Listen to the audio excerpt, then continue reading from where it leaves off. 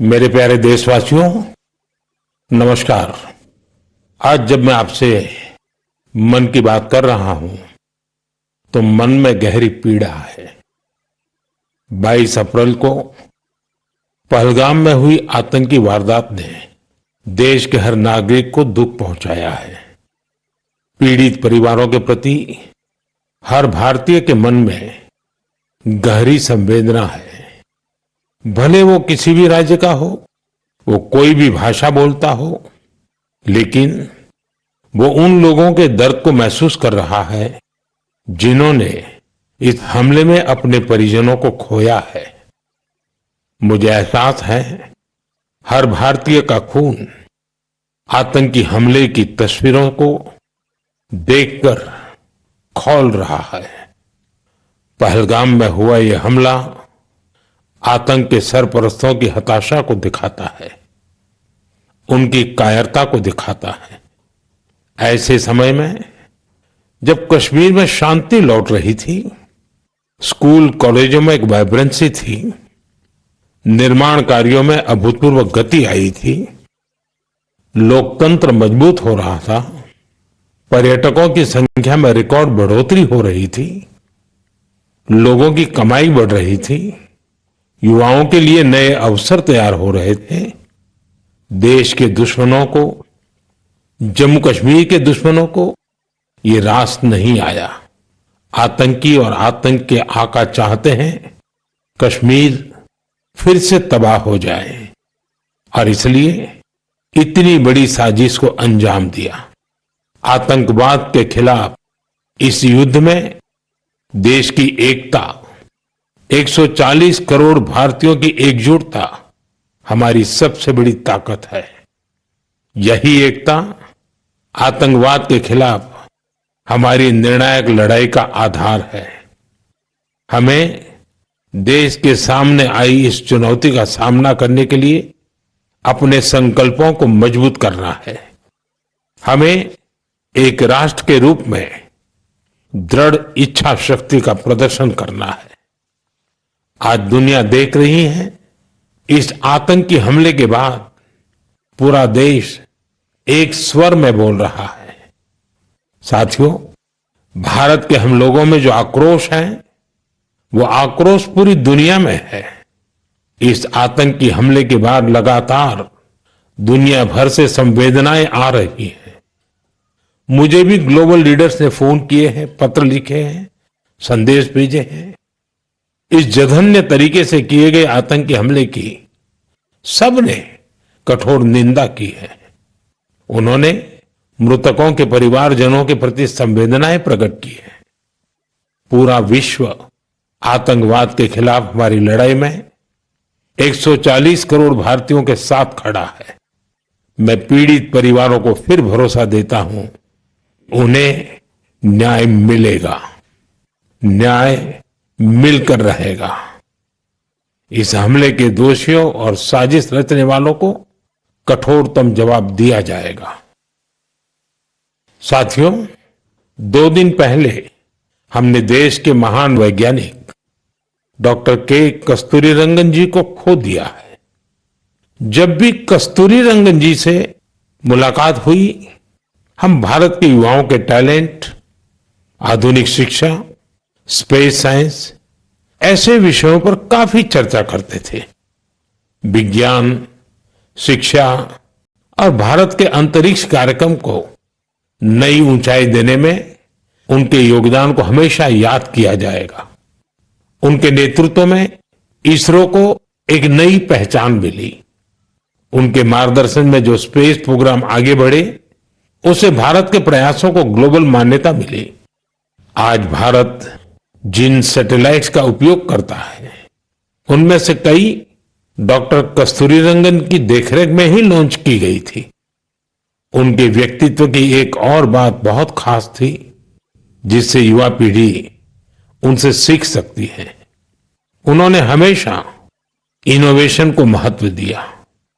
कुछ नया सीखने, जानने और नया करने का विजन बहुत प्रेरित करने वाला है। डॉक्टर के कस्तूरीरंगन जी ने देश की नई राष्ट्रीय शिक्षा नीति तैयार करने में भी बहुत बड़ी भूमिका निभाई थी। डॉक्टर कस्तूरीरंगन 21वीं सदी की आधुनिक जरूरतों के मुताबिक फॉरवर्ड लुकिंग एजुकेशन का विचार लेकर आए थे।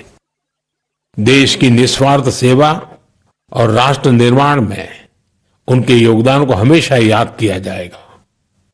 मैं डॉक्टर के कस्तूरीरंगन जी को विनम्र भाव से श्रद्धांजलि अर्पित करता हूं।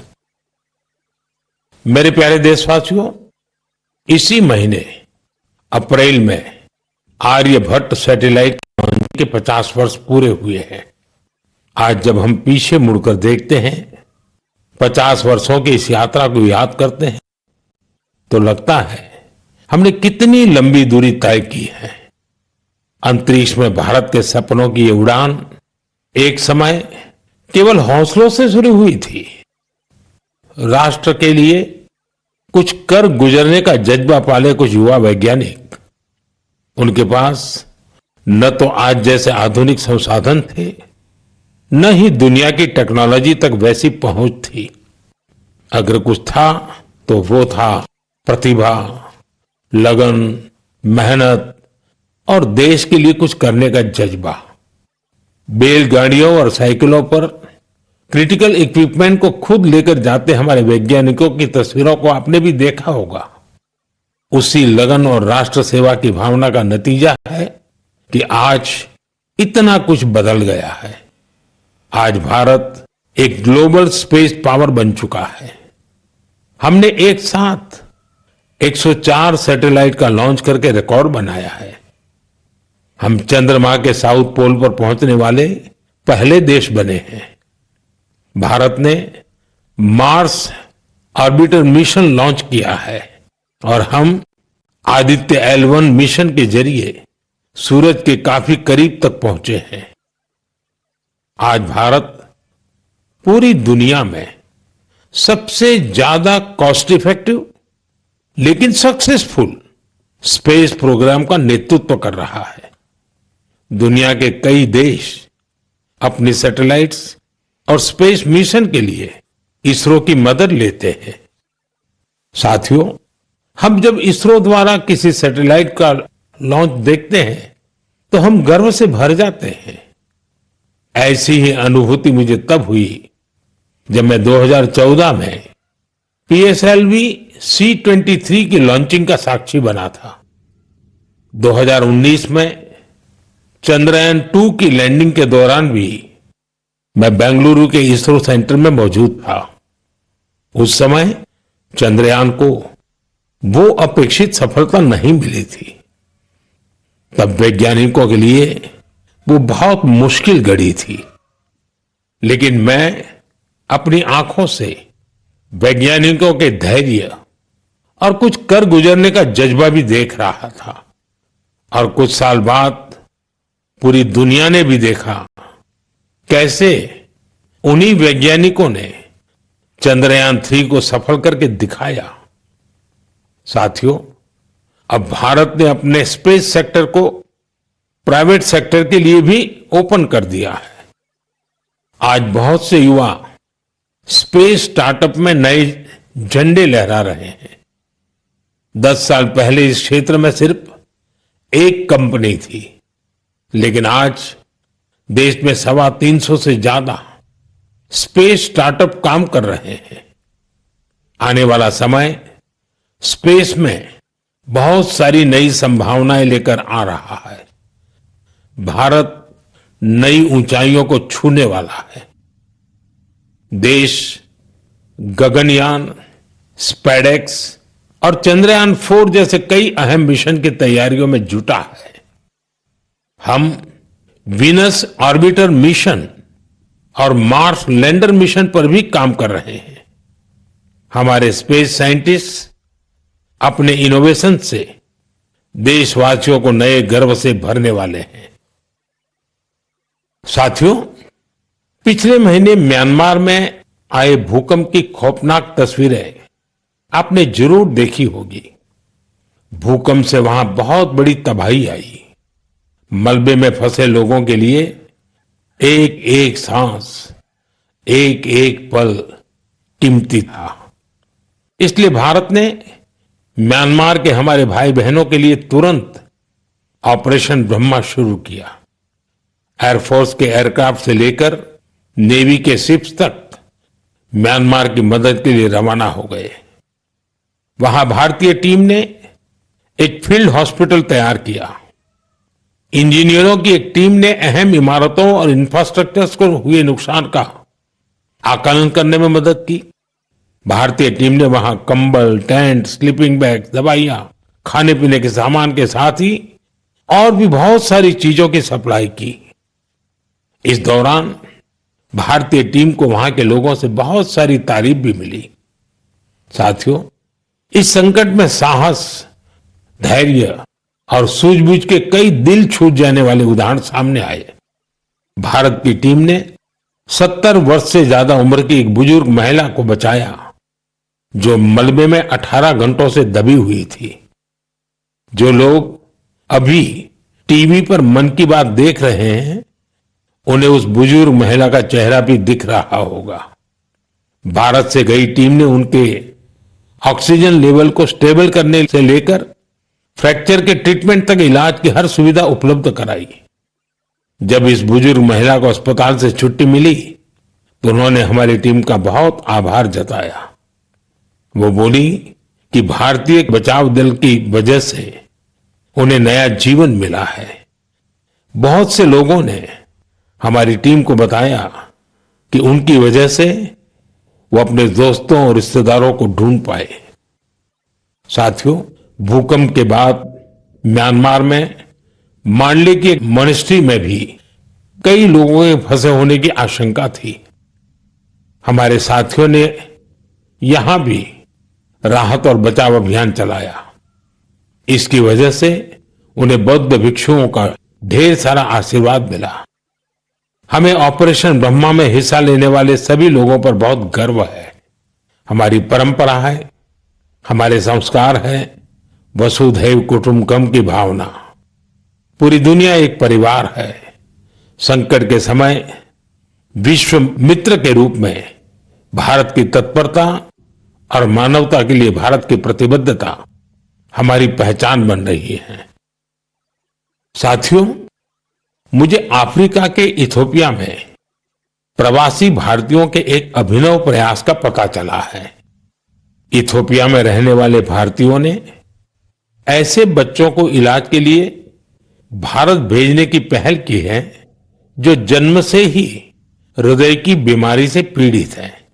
ऐसे बहुत से बच्चों की भारतीय परिवारों द्वारा आर्थिक मदद भी की जा रही है। अगर किसी बच्चे का परिवार पैसे की वजह से भारत आने में असमर्थ है तो इसका भी इंतजाम हमारे भारतीय भाई बहन कर रहे हैं। कोशिश ये है कि गंभीर बीमारी से जूझ रहे इथियोपिया के हर जरूरतमंद बच्चे को बेहतर इलाज मिले। प्रवासी भारतीयों के इस नेक कार्य को इथियोपिया में भरपूर सराहना मिल रही है। आप जानते हैं कि भारत में मेडिकल सुविधाएं लगातार बेहतर हो रही है। इसका लाभ दूसरे देश के नागरिक भी उठा रहे हैं। साथियों, कुछ ही दिन पहले भारत ने अफगानिस्तान के लोगों के लिए बड़ी मात्रा में वैक्सीन भी भेजी है। ये vaccine rabies, tetanus, hepatitis B और इन्फ्लुएंजा जैसी खतरनाक बीमारियों से बचाव में काम आएगी। भारत ने इसी हफ्ते नेपाल के आग्रह पर वहां दवाइयां और वैक्सीन की बड़ी खेप भेजी है। इनसे थैलेसीमिया और सिकल सेल डिसीज के मरीजों को बेहतर इलाज सुनिश्चित होगा। जब भी मानवता की सेवा की बात आती है तो भारत हमेशा इसमें आगे रहता है और भविष्य में भी ऐसी हर जरूरत में हमेशा आगे रहेगा। साथियों, अभी हम डिजास्टर मैनेजमेंट की बात कर रहे थे और किसी भी प्राकृतिक आपदा से निपटने में बहुत अहम होती है आपकी अलर्टनेस आपका सचेत रहना। इस अलर्टनेस में अब आपको अपने मोबाइल के एक स्पेशल ऐप से मदद मिल सकती है। ये ऐप आपको किसी प्राकृतिक आपदा में फंसने से बचा सकते हैं और इसका नाम भी है सचेत। सचेत ऐप भारत की नेशनल डिजास्टर मैनेजमेंट अथॉरिटी ने तैयार किया है। बाढ़, साइक्लोन, लैंडस्लाइड, सुनामी, जंगलों की आग, हिमस्खलन, आंधी, तूफान या फिर बिजली गिरने जैसी आपदाएं हो, सचेत ऐप आपको हर प्रकार से इन्फॉर्म और प्रोटेक्टेड रखने का प्रयास करता है। इस ऐप के माध्यम से आप मौसम विभाग से जुड़े अपडेट्स प्राप्त कर सकते हैं। खास बात यह है कि सचेत ऐप क्षेत्रीय भाषाओं में भी कई सारी जानकारियां उपलब्ध कराता है। इस ऐप का आप भी फायदा उठाएं और अपने अनुभव हमसे जरूर साझा करें। मेरे प्यारे देशवासियों, आज हम पूरी दुनिया में भारत के टैलेंट की तारीफ होते देखते हैं। भारत के युवाओं ने भारत के प्रति दुनिया का नजरिया बदल दिया है और किसी भी देश के युवा की रुचि किस तरफ है, किधर है, उससे पता चलता है कि देश का भविष्य कैसा होगा। आज भारत का युवा साइंस, टेक्नोलॉजी और इनोवेशन की ओर बढ़ रहा है। ऐसे इलाके जिनकी पहचान पहले पिछड़ेपन और दूसरे कारणों से होती थी, वहां भी युवाओं ने ऐसे उदाहरण प्रस्तुत किए हैं जो हमें नया विश्वास देते हैं। छत्तीसगढ़ के दंतेवाड़ा का विज्ञान केंद्र आजकल सबका ध्यान खींच रहा है। कुछ समय पहले तक दंतेवाड़ा का नाम केवल हिंसा और अशांति के लिए जाना जाता था, लेकिन अब वहां एक साइंस सेंटर बच्चों और उनके माता पिता के लिए उम्मीद की नई किरण बन गया है। इस साइंस सेंटर में जाना बच्चों को खूब पसंद आ रहा है। वे अब नई नई मशीनें बनाने से लेकर टेक्नोलॉजी का उपयोग करके नए प्रोडक्ट्स बनाना सीख रहे हैं।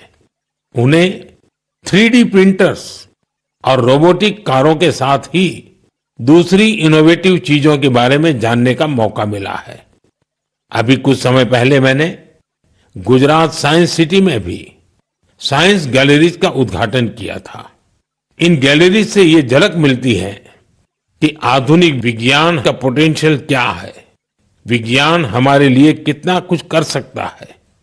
मुझे जानकारी मिली है कि इन गैलरीज को लेकर वहां बच्चों में बहुत उत्साह है।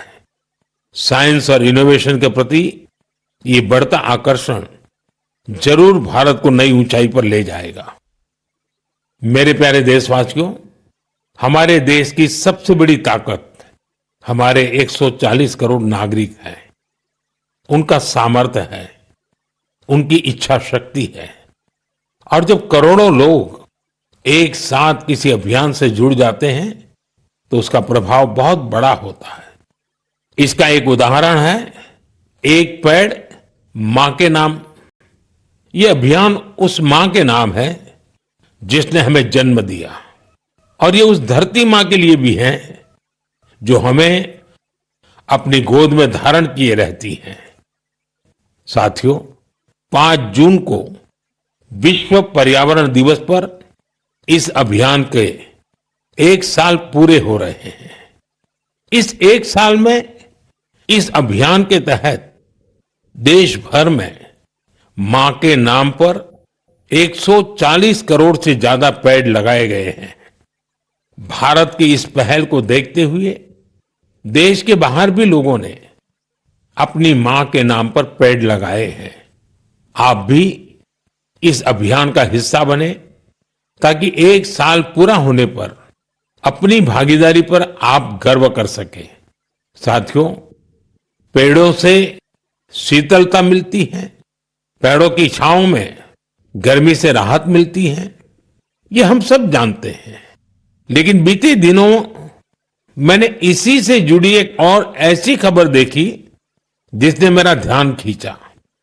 गुजरात के अहमदाबाद शहर में पिछले कुछ वर्षों में 70 लाख से ज्यादा पेड़ लगाए गए हैं। इन पेड़ों ने अहमदाबाद में ग्रीन एरिया काफी बढ़ा दिया है।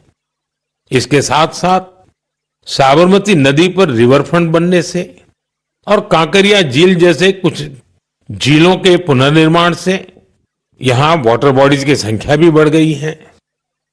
अब न्यूज रिपोर्ट्स कहती हैं कि बीते कुछ वर्षों में अहमदाबाद ग्लोबल वार्मिंग से लड़ाई लड़ने वाला प्रमुख शहरों में से एक हो गया है।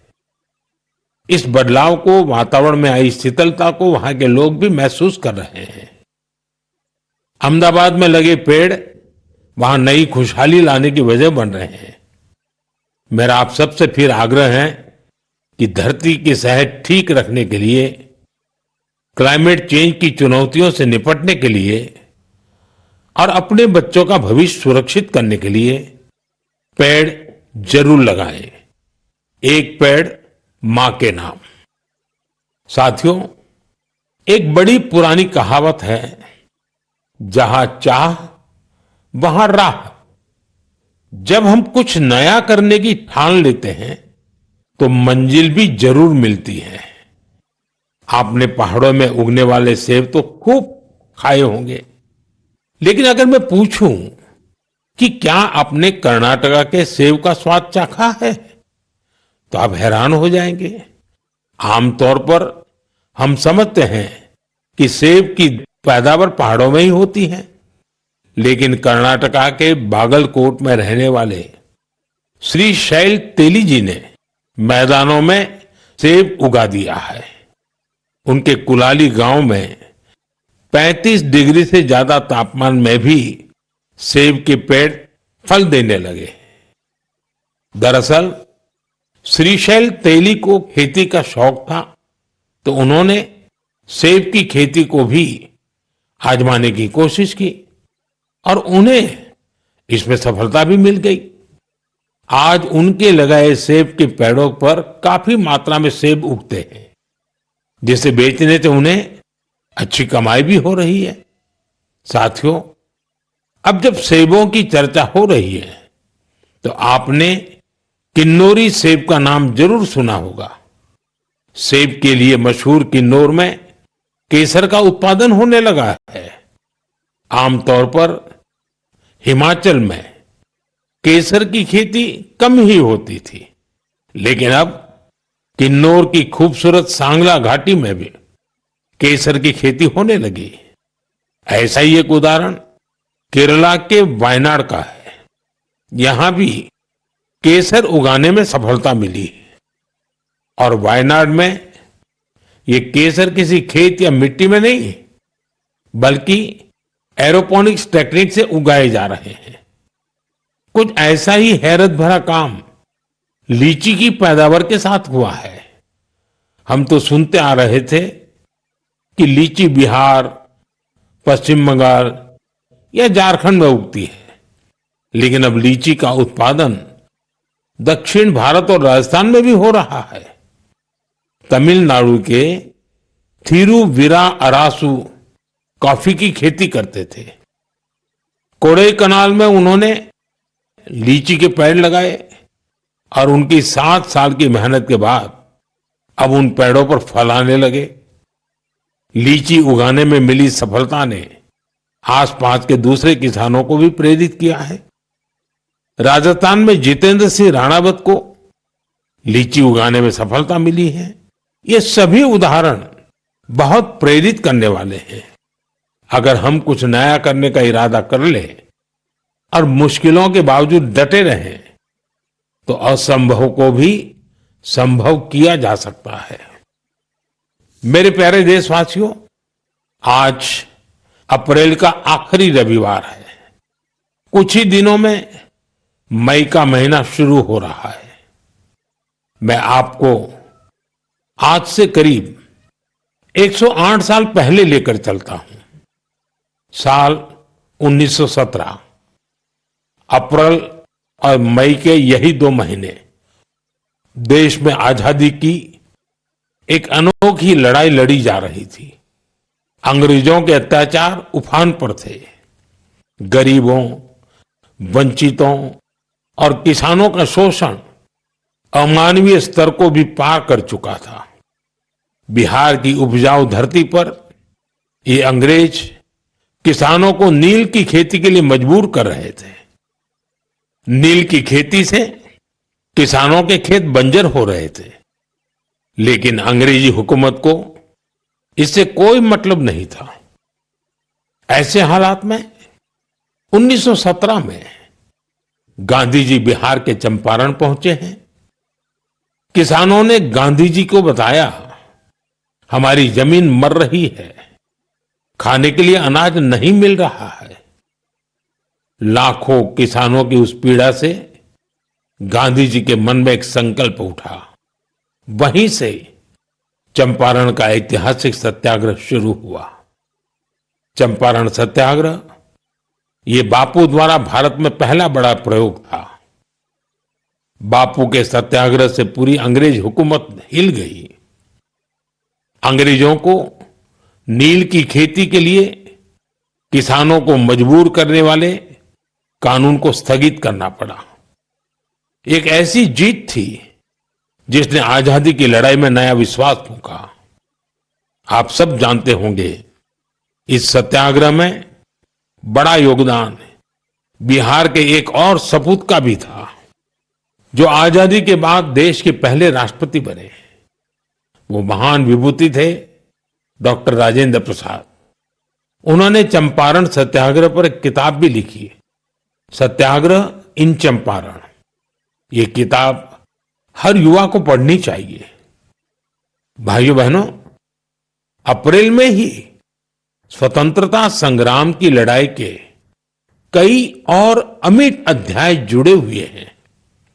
अप्रैल की 6 तारीख को ही गांधी जी की दांडी यात्रा संपन्न हुई थी। 12 मार्च से शुरू होकर 24 दिनों तक चली इस यात्रा ने अंग्रेजों को झकझोर कर रख दिया था। अप्रैल में ही जलियांवाला बाग नरसंहार हुआ था। पंजाब की धरती पर इस रक्त रंजित इतिहास के निशान आज भी मौजूद है। साथियों, कुछ ही दिनों में 10 मई को प्रथम स्वतंत्रता संग्राम की वर्षगांठ भी आने वाली है। आजादी की उस पहली लड़ाई में जो चिंगारी उठी थी, वो आगे चलकर लाखों सेनानियों के लिए मशाल बन गई। अभी 26 अप्रैल को हमने 1857 की क्रांति के महान नायक बाबू वीर कुंवर सिंह जी की पुण्यतिथि भी मनाई है।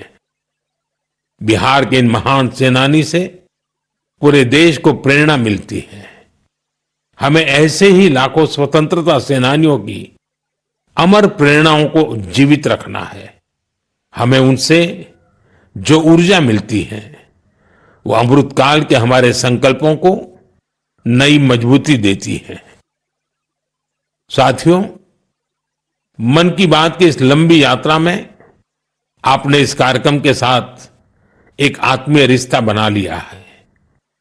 देशवासी जो उपलब्धियां दूसरों से साझा करना चाहते हैं, उसे मन की बात के माध्यम से लोगों तक पहुंचाते हैं। अगले महीने हम फिर मिलकर देश की विविधताओं, गौरवशाली परंपराओं और नई उपलब्धियों की बात करेंगे। हम ऐसे लोगों के बारे में जानेंगे जो अपने समर्पण और सेवा भावना से समाज में बदलाव ला रहे हैं। हमेशा की तरह आप हमें अपने विचार और सुझाव भेजते रहिए।